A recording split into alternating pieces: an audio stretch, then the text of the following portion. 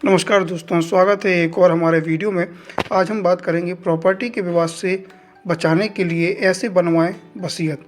अभी जानने सारे नियम, मतलब कि जब यदि आप कोई घर के मालिक हैं और वसीयत बनवाना है तो आपको किन बातों का ध्यान रखना है, यह हम आपको बताने वाले हैं। घर के मालिक की मृत्यु के बाद प्रॉपर्टी पर झगड़ा होना बहुत आम बात है, इसलिए इस झगड़े से बचने के लिए ही वसीयतनामा तैयार किया जाता है।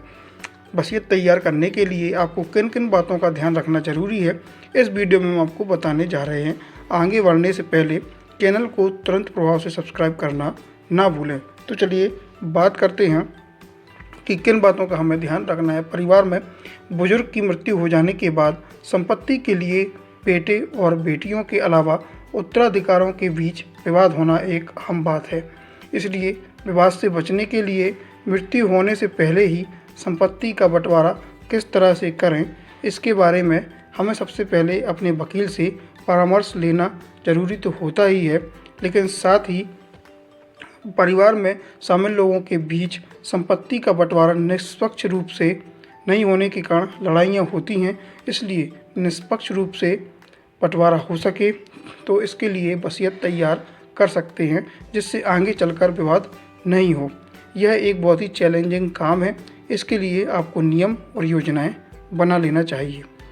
तो आइए जानते हैं नियमों के और योजनाओं के बारे में।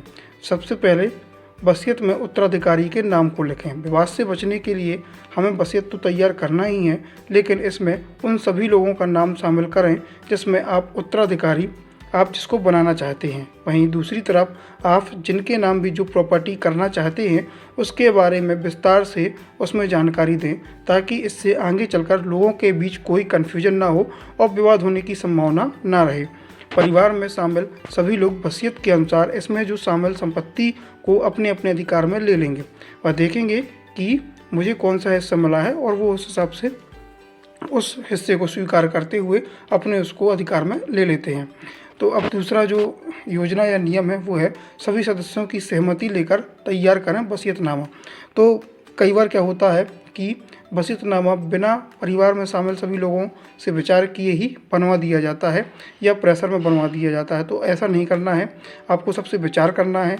प्रॉपर्टी, शेयर या कोई भी संपत्ति है जिनके नाम आप करना चाहते हैं, उन्हें इसके बारे में आपको बिल्कुल जानकारी दे देनी है। इससे आगे चलकर भी समझदारी के साथ इसे स्वीकार कर लेंगे।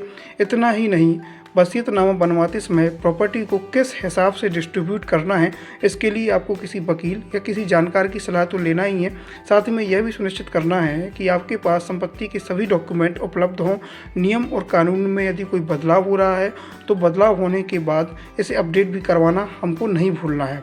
ठीक है, तो आपको क्या करना है, अपने परिवारजनों के साथ बैठकर विचार विमर्श करना है, उसी हिसाब से फिर वसीयत लिखनी है। निष्पक्षता के साथ बनाए नियम और योजनाएं।